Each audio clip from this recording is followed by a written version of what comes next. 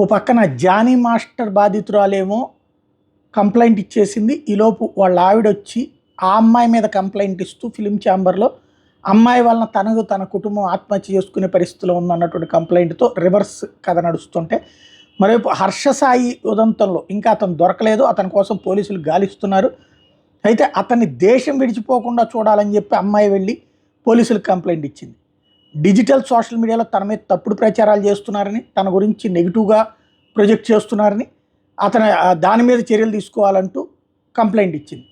క్రమంగా ఏది ఆ మధ్యన రాజ్ తరుణ్ లావణ్య ఉదంతం దగ్గర నుంచి చూస్తే ఈ సెలబ్రిటీ కేసెస్ అనేటటువంటిది పోలీసులకు ఒక పెద్ద ప్రహసనం ఎక్కువ, విషయం తక్కువ అన్నటువంటి రూట్లో అవుతుంది.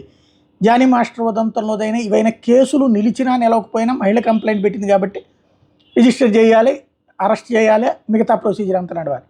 కానీ ఈలో ప్రచారము నడుస్తుంటుంది. కానీ ఏమాత్రం చిన్న తేడా వచ్చినా పెద్ద సమస్య కూర్చుంటుంది.